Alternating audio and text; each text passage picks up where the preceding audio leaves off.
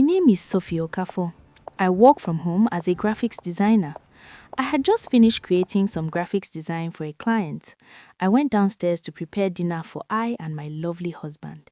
Even though we have been married for 5 years now, Clinton and I would always make sure to care for each other at any chance we get. Since it's the beginning of weekend, I decided to make things extra. His week has been a hectic one at work, so I decided to ease his stress a little bit by preparing his favorite meal, which is my special touch of white rice and vegetable sauce, and also giving him another dinner after the dinner, in the bedroom of course, which I have already lit the artificial candles and sprayed some rose petals on the bed and on the dinner. My husband Clinton would always ask for extra, even after finishing a bigger portion. To him, my vegetable sauce is the best he has ever tasted. I was already rounding up with cooking when I heard the sound of his car horn. My husband is home! I rushed outside to welcome him. He was already making his way to the house as I rushed to hug him and give him a lit kiss on the lips. "Baby, you're back," I said, still hugging him. "Yes, baby. Did you miss me?" Clinton replied. "Yes, my love. Oh, I even have a surprise for you. Come, let's go inside," I replied excitedly, dragging Clinton inside the house. As we walked inside, I could feel Clinton's curiosity building. He raised an eyebrow at me, grinning playfully. "A surprise, huh? I like surprises," he laughed, looking around as I led him to the dining table, which was set beautifully with dimmed lights and the soft glow of the artificial candles, creating a warm, intimate atmosphere. I pulled out his chair for him, and he sat down, still smiling. "This looks amazing, baby," he said, looking at the spread of food in front of him. "You went all out tonight, huh?" I smiled, serving him a plate of my special white rice and vegetable sauce, the steam rising from the dish as I placed it in front of him. "You deserve it, Clinton. You've been working so hard. I wanted to make tonight extra special for you." He didn't need any more encouragement. With the first bite, his face lit up as usual. "You're right, baby. This is the best. I don't know what you put in this sauce, but it's magic." We spent the next hour chatting about his week, laughing about silly things, and just enjoying each other's company. I could see the weight of the week slowly lifting off his shoulders as he relaxed into the evening. As expected, he asked for another 7, and I happily obliged. "I can never get enough of this sauce, babe. You should open a restaurant." "Oh, please," I laughed, shaking my head. "If I do that, you'll have to share me with the world." "Never," he said dramatically, making me laugh harder. After we finished eating, Clinton leaned back in his chair with a content sigh. "That was perfect. You really know how to spoil me." I winked at him, getting up to clear the dishes. "Well, you deserve it," I said, and then gestured toward the bedroom. "But wait, there's more." Clinton raised his eyebrows, clearly intrigued. "More? You are really full of surprises tonight." I took his hand, leading him into the bedroom where I had already set up everything. The soft glow of the candles made the room feel like a private oasis. Rose petals were scattered on the bed, adding a touch of romance. He looked around in awe, a smile spreading across his face. "Wow, you really went all out, huh?" "Only for you, my love," I said softly, guiding him toward the bed. Clinton sat down, looking up at me with adoration. "You really know how to make me feel special, don't you?" I laughed and climbed onto the bed beside him, the candles flickering softly around us. I just wanted to make this night unforgettable. The rest of the evening was filled with laughter and love as we enjoyed the moment. Clinton was in the perfect mood to relax and unwind, and I was happy knowing I could bring a little bit of joy to his hectic week. As the night unfolded, the world outside seemed far away. It was just the two of us, savoring the little things that made life beautiful. The next morning, as we enjoyed a late breakfast in bed, Clinton cleared his throat, his fingers playing with the hem of the bedsheet. "Baby, I have something to tell you." I raised a brow, pausing as I took a sip of my tea. What is it, love?" He sighed. "My mom and my twin sisters will be coming over to stay with us for a few weeks." I blinked. "Oh, that's wonderful, but why the sudden visit?" "Mom just wants to spend some time with us, and the twins are on break from school, so she figured this would be a good time," he explained, watching my reaction. I nodded slowly. That means I need to start getting the guest rooms ready and planning meals for everyone. You know how much your mom loves home-cooked meals. Clinton smiled and kissed my forehead. I knew you'd take it well. Thank you, my love. I'll help you with whatever you need. I smiled back. Of course, family is family.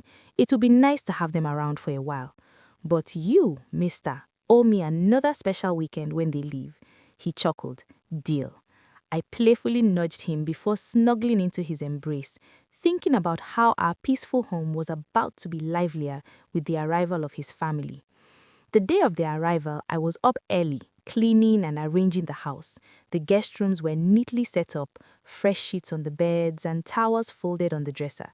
The scent of lavender filled the rooms. In the kitchen, I worked diligently preparing a hearty meal, jollof rice, grilled chicken, and a side of steamed vegetables. Clinton walked in and hugged me from behind. You are amazing, you know that? I laughed, leaning into him. I just want everything to be perfect. Just then, we heard the sound of a car pulling into the driveway. They're here, Clinton said excitedly. We both rushed to the door as Mama and the twins stepped out of the car. Mama, Clinton greeted, embracing his mother tightly before turning to his sisters. You two have grown so much. Oh, please, Clinton, we saw you just a few months ago. One of the twins, Chloe, teased. Mama eyed me from head to toe before stepping inside. I see you've been keeping the house in order. Hopefully it stays that way while we're here. I forced a smile. Welcome, Mama. It's so good to have you here. Let me help you with your bags. Oh, don't bother, dear. You must already be exhausted from all this preparation, she said with a smirk, handing her bag to Clinton instead. The twins, however, were much warmer, at least Clara was. Sophie, I've been craving your vegetable sauce, Clara said. Please tell me you made some. I laughed. Of course I did. Let's go inside. You're the best, Clara added. And Sophie, you have to tell us how you keep your skin glowing like that. We all laughed as I led them inside, preparing myself for the eventful weeks ahead with Clinton's family. I knew Mama never truly liked me. Oh, she pretended well at first, showering me with affection, calling me my daughter with so much warmth that I almost believed it. But it didn't last. For the first 6 months after Clinton and I got married, she was all smiles, all love. Then all of a sudden, everything changed. All the love and affection disappeared into thin air. My mother would always hug me anytime we see each other, became less frequent, her smiles less real, followed by the harsh comments she would always make and the lingering stares at my stomach. She would always find a way to mention babies in every conversation. You should have taken in by now, she had said one evening, shaking her head in disappointment, as if my womb had personally offended her. What are you waiting for? At first, I had laughed nervously, brushing it off, but then she kept pressing. Every visit, every phone call, every conversation circled back to the same thing. Children, grandchildren. I remember the last time I and Clinton went to the village for Christmas and caught Mama and some members of the family talking ill about me. Christmas in the Okafor family was a grand affair. Every year, Clinton's entire family, uncles, aunts, cousins, in-laws, gathered in the village to celebrate together. It was a tradition, one I had come to respect, even if it meant spending time with people who barely tolerated me. That year, Clinton and I were the last to arrive. He had to wrap up some work at the office, so by the time we pulled up at the family house, the compound was already bustling with activity. Children ran around, the aroma of fried meat and jollof rice filled the air, and laughter echoed from different corners. Just as Clinton reached for the front door, voices drifted towards us, familiar voices. We stopped, listened. It was Mama and her younger sister, Auntie Maria. They were talking about me, loudly. My son has tied him down with something, Mama spat, her voice thick with resentment. I don't understand what he sees in her. Since he married that barren woman, his life has not remained the same. A sharp pain stabbed my chest. Barren. Auntie Maria clicked her tongue. I've said it before, and I'll say it again. A woman who cannot carry a child has no place in a man's house. See how she has turned Clinton against his own mother. Laughter erupted. Chloe and one of her cousins, Joy, some other family members, they were all there, laughing, contributing. She carries herself like a queen, Joy scoffed. For what? She doesn't even have anything to show for it. If not for Juju, tell me why Clinton will still be with her. Chloe added, her voice laced with venom. Clinton's hand, still on the doorknob, tightened into a fist. His body went rigid beside me. I swallowed, forcing back the sting of tears.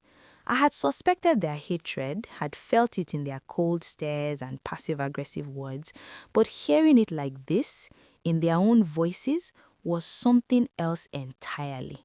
Clinton turned to me, his eyes dark with rage. He didn't speak, but I saw the promise in them. He would not let this go. Taking a deep breath, he pushed the door open.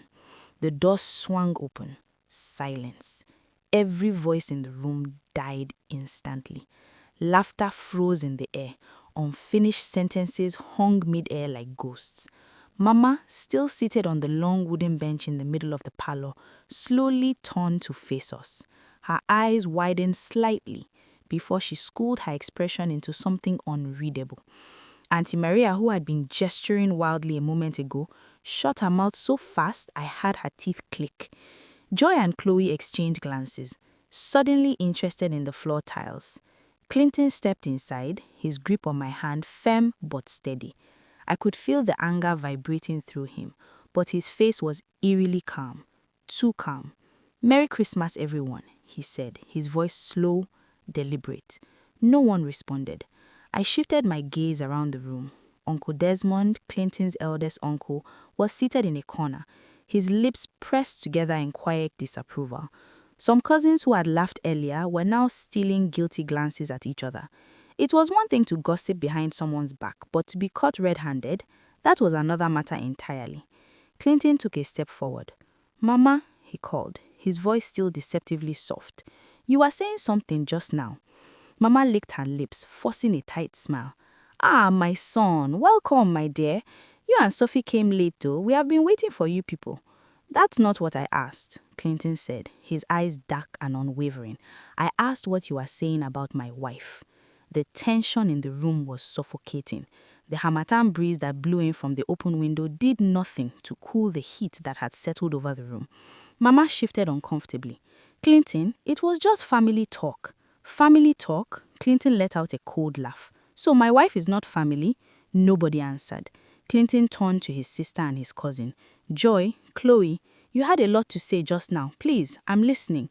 Chloe swallowed, opening her mouth to speak, but no words came out. Joy simply folded her arms, looking away like a scolded child. "Mama," Clinton called again, this time more firmly. "You sat here in front of my entire family and insulted my wife, the same wife you danced with on our wedding day, the same woman you called daughter. You, my own mother." Mama's face hardened. "Clinton, I will not apologize for speaking the truth. She has been in this marriage for over a year. And where are my grandchildren? What is her use if she cannot give you a child?" The words hit me like a slap.